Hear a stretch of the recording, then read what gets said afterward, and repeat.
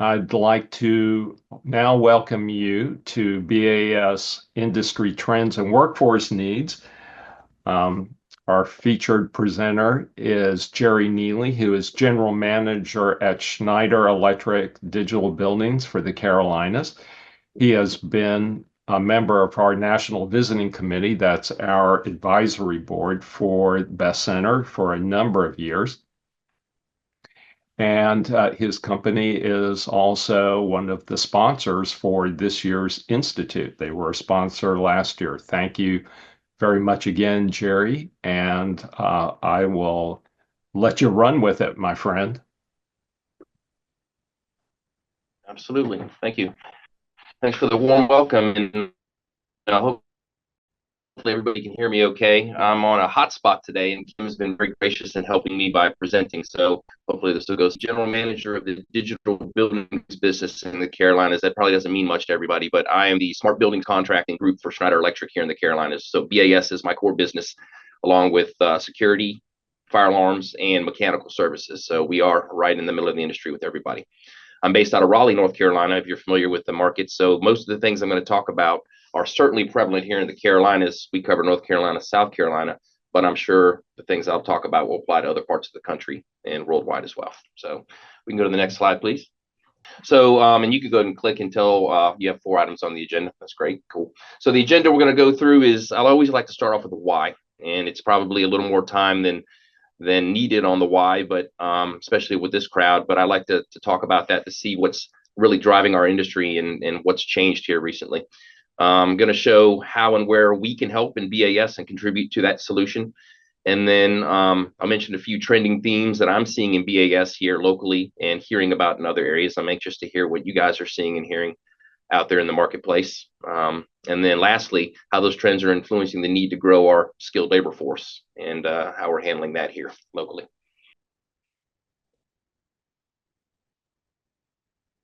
All right, here it is. Whether you believe it or not, the climate crisis is well known, right? Everybody's talking about it.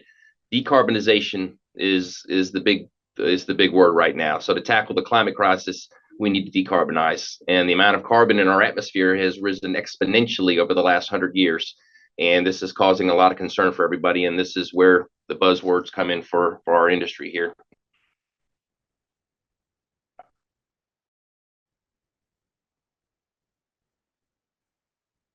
While progress is being made, we still need to go 3 times faster to have the greatest chance of keeping global temperature rise in check and below the 1.5 degrees C threshold to limit detrimental climate impacts, right? So the 1.5 degrees Celsius threshold aligns with most net zero targets that aim to reduce emissions by over half by 2030 and to zero by 2050. Buildings that don't make progress to get on their path to net zero might not only put the planet at risk, but also their own financial health at risk. All right. So decarbonizing supply is just one side of the energy coin. It's obvious things come to mind: wind turbines, solar panels. Supply is just half the solution that we really can't influence directly in our industry, in the BAS industry. When I say our industry, we need to take a look at the flip side of the coin, the energy side. So of demand. Let's go to the next slide. Supply always chases demand, so reducing demand for fossil fuels by transitioning to more electrification is essential. So that's another buzzword, electrification, that's been pretty big the last handful of years. Reducing and electrifying energy demands represents more than half the solution to deliver net zero energy by 2050. The other lever on demand side is to reduce, or the efficiency side. So this perhaps is most relevant solution today. It's the fastest and least capital intensive way to reduce energy demand and carbon emissions, making it important to tackle for our industry today. So it's the reduce and the efficiency side where we really play a part. So next slide, please. And there's going to be a couple of pushes, I believe, or maybe it's all going to come out together. And I'm not going to spend, let's see how much of this comes out. There we go. It's all going to come out. Good. All right. I'm not going to spend a lot of time reading through this, but these are the drivers for building owners that act now, right? There's regulatory changes afoot, financial impact, whether they do it, financial savings if they do it, stakeholder pressure. It's It's about companies and employees want to work for companies that committing to these climate change initiatives, and just in the general marketplace, it's something that that's very important to customers today. And of course, the operational need, we need to all digitize. So we know the race is on to net zero. To reach the goals in the most efficient manner, we must concentrate our efforts on activities that give us the fastest outcomes.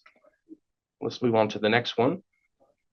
When we zoom into the breakdown of where carbon emissions are generated from buildings today, we can see that 30% come from embodied carbon sources such as construction and construction inefficiencies. 70%, the vast majority, come from operational carbon, which is produced from fossil fuels, lack of renewables, low rates of electrification, and inefficient operations. So that's a big difference. All right, you're on the right slide there. So approximately 50% of buildings that exist today will still exist in 50%. I'm sorry, 50% of the buildings that are going to be in existence in 2050 already exist today and are in place. To meet the global climate targets, operational emissions from those buildings must decrease by 5% year over year until 2050. So to address the decarbonization of the building environment, prioritizing retrofits is key. So retrofitting is not only reduces operational carbon, but reduces embodied carbon if prioritized over new construction. So if you look at the screen here, you have an existing building, the carbon. If you build a new building, you have not only the operational carbon, but the embodied carbon. And if you retrofit the existing building, you can reduce down to half of the new building. So if you click one more time, I believe you'll see another metric there. So the difference is you can knock down a building and build a new building, but you're still going to have more carbon because of the embodied carbon of building a new building. But if you take that same building and you retrofit it with electrification, decarbonization, energy savings, at the end, we're actually going to get there faster and we're going to save money and time. So this approach will allow us to make a significant impact on reducing emissions while working and designing new buildings that are already net zero.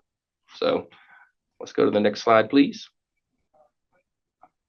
So where do we start? How do we get to the buildings of the future? How do we make this happen? And on the next slide, you'll see there's some top priorities for net zero buildings here, and this is just one look at it. So in these, it's broken down into strategize, digitize, and decarbonize in that order. And I think where you'll see we have the biggest impacts is steps 3 and 4, measure and monitor energy and reduce energy impact. So number 3 is measuring and monitoring energy. Carbon can be done. You can measure energy at different levels of granularity to enable different outcomes. Simple solutions available today go beyond utility data monitoring to gain visibility of specific building loads, energy patterns, and anomalies in just about real time. Analytics can also be applied to this data to gain insights on energy and carbon saving opportunities automatically. And number 4, we're moving from steps to enable decarbonization steps to actually direct action to reducing and decarbonizing the building. So this is where we come in with BAS, reducing energy and emissions through automation. It's often the first step to reduce energy waste, reap the benefits of utility cost savings. With modern building and power management systems, you can control equipment systems efficiently. And when supplemented with advanced software capabilities like occupancy-based control, the AI-driven optimization, these systems can deliver up to 35% operational carbon savings. So additionally, the automated management capabilities of these advanced software layers allow for continuous optimization of performance, transforming valuable insights into actionable steps. All right, let's go to the next one. And as you can see, BAS can contribute big impact on decarbonization. When paired with the other strategies, we can make a huge impact. So the two sides, measure and monitor, and along with reduce energy, make up a good portion of the decarbonization strategy. All right, so enough about the why and going into that. Hopefully that's not news to any of you guys, but the figures are pretty clear. So let's talk about some trends that I'm seeing here locally in the building automation industry. How are we doing on time, Larry? I think we're fine. Cool, awesome. Yeah. We should have some time for questions after the next couple of slides. Yeah. So let's go to the next slide and go to the first bullet, please. All right, so increased cybersecurity. I know that's an easy thing to say, but in our industry, it's been around for a number of years. You've all heard of the allegations and the things on the news about BAS systems letting people in and breaking protocol in people's networks. So it's out there. But what I'm seeing more and more of really is the legal verbiage from both the owners and from the contractors trying to protect themselves on projects. So it's become a big thing where everybody's becoming more aware of it and finding ways to legally protect themselves. The second item I put on there is wireless. So believe it or not, wireless is always, in my opinion, has been lackluster and not really trustworthy because just the intermittent problems, the fact that it isn't continuous data, it only transmits when it does.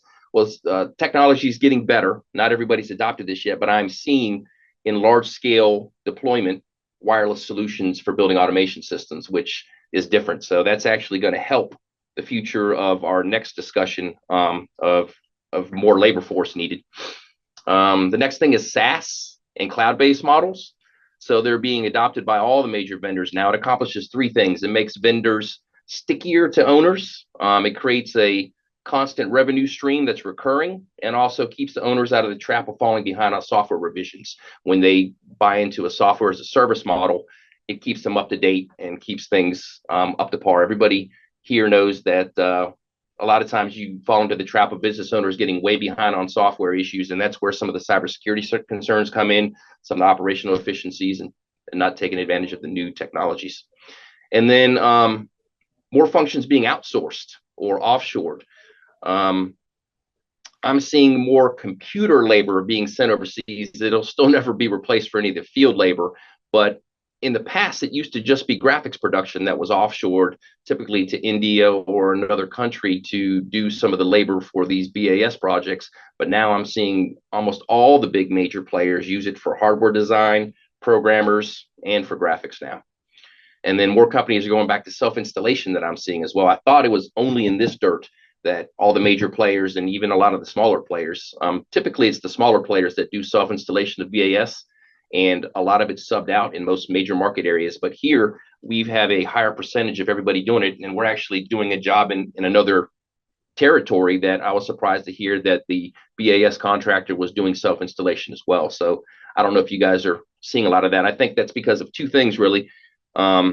People wanting to be more competitive on bid day by keeping that in-house because it's one of the bigger parts of building automation jobs. And also number two, it gives them a pool of future talent to hire from within for their technicians. So what do we do about growing the skilled labor force? Let's go to the next slide, please. And you can go to the first bullet. All right.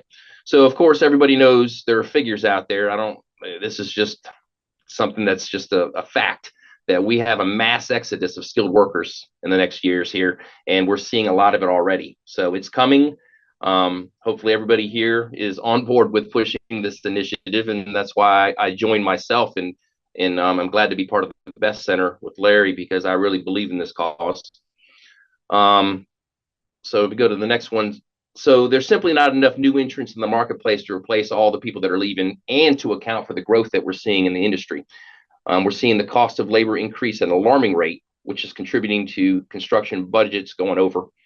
And just still the stigma of being a blue collar worker isn't quite gone yet, with different TV shows out there and people hearing every day that you can make more money faster working a trades job. It's still hard to get people coming in. So driving the cost of labor up, experienced techs, at least in this market, and I'm sure in other markets, because we're just in North Carolina here, in Raleigh and the Charlotte markets, but they're able to demand six figures for somebody with experience, and they're getting it because there's a shortage of the labor out there. So it's amazing with somebody with just a couple years experience able to come in out of the field from another company, and they're just jumping around making this extra money because there's just not that many more people coming into it. So I'm curious to hear if you guys are seeing more of that down your way as well. And then lastly, we're being forced as vendors to get more creative in our recruiting efforts. So by that, like I'm spending a lot of time at community colleges here in the local area. That's something I've always done. But we're also, so in the past, we've had to hire installers, electricians, and mechanical guys and train them to do controls. That used to be the thing to do. Now, with programs like you guys are doing, I'm glad to see that they're actually teaching BAS as a core function, which is great. But the creative way we're having to go around, I'm having to get university engineering programs, recruiting fairs, community colleges, high school trade programs, anywhere and anybody that will listen to coming in the industry. And we've actually created a playbook here at Schneider where I work in each of the branches so that we can hit a multifaceted approach to recruiting, just because we know that it's getting increasingly harder and harder to find talent out there in the different marketplace. So I think that's all I have for my slides, guys. You want to go to the next one? I think we got, what, 6 minutes left, 7 minutes left? Oh, if we have to go into the break a bit, don't sweat that. Okay.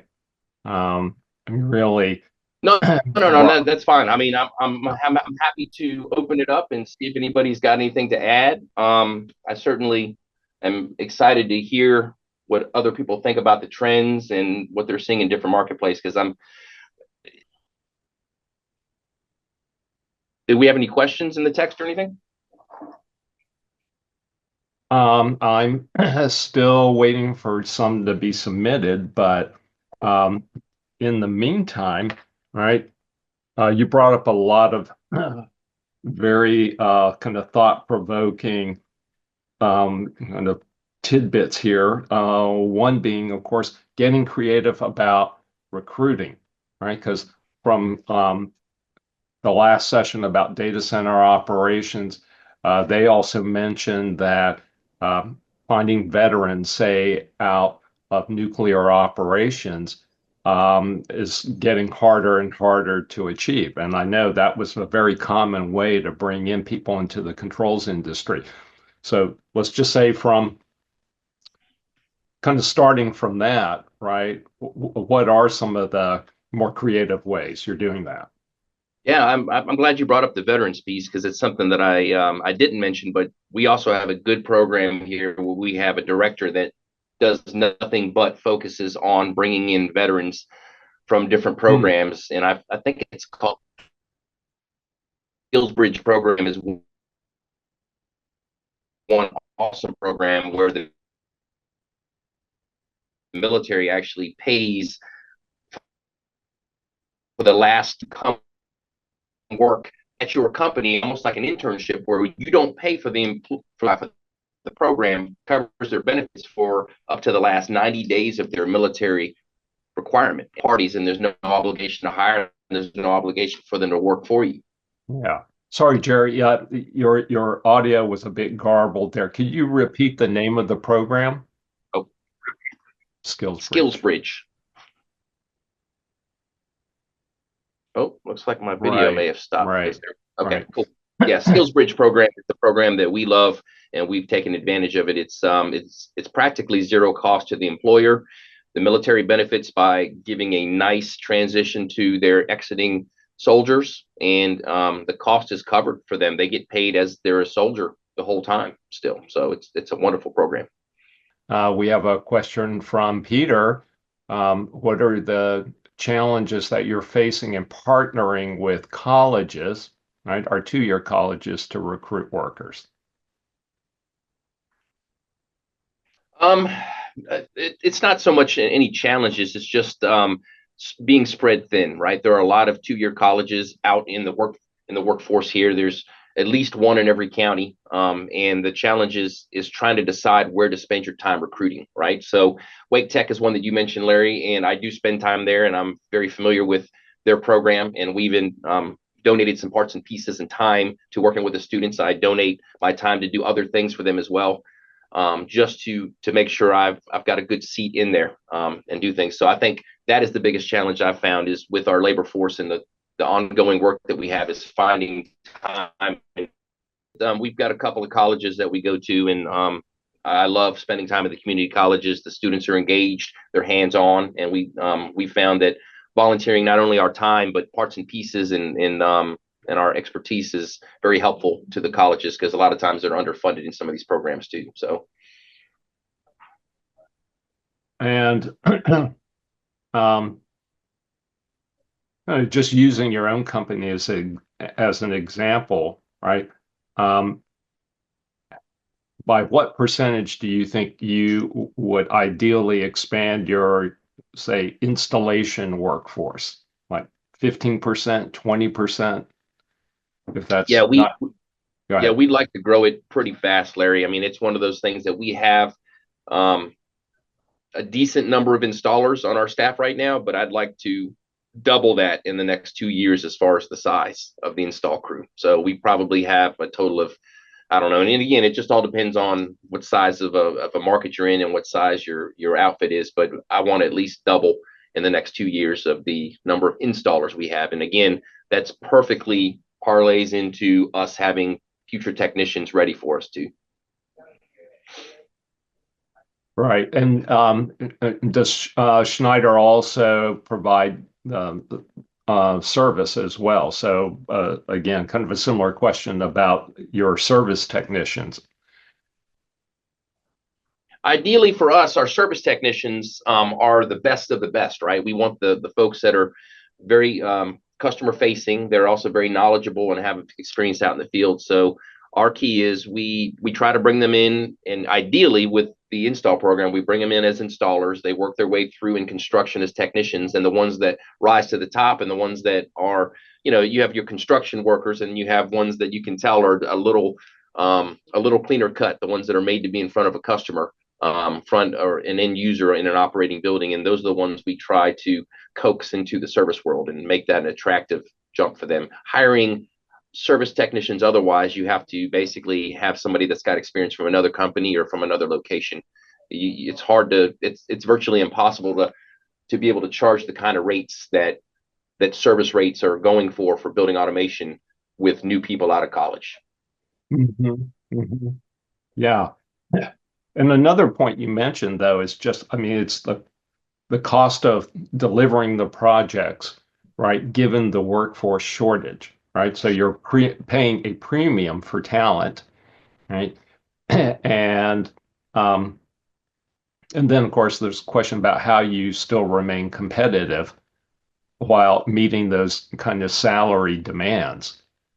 Um, just kind of any thoughts about how kind of the pay scales may kind of even out, assuming that you're able to acquire a larger workforce?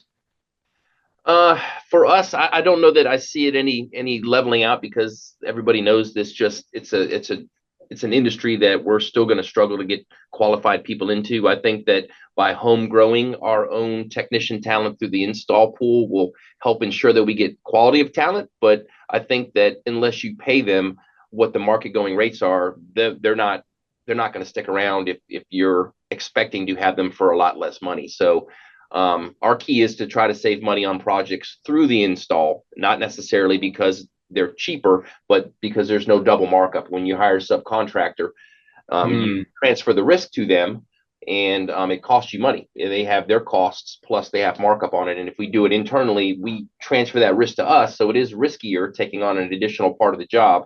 And here in the Carolinas, subcontractors on a construction project can range anywhere from 25 to 50% of the cost of a job. Yeah. Wow. Hmm. So you're dealing with that, and reducing that number really helps you in the competitive marketplace if you can save money on that piece of it. So because things are getting more expensive in the labor market for us to do technician work, getting folks coming in doing electrical work is either way.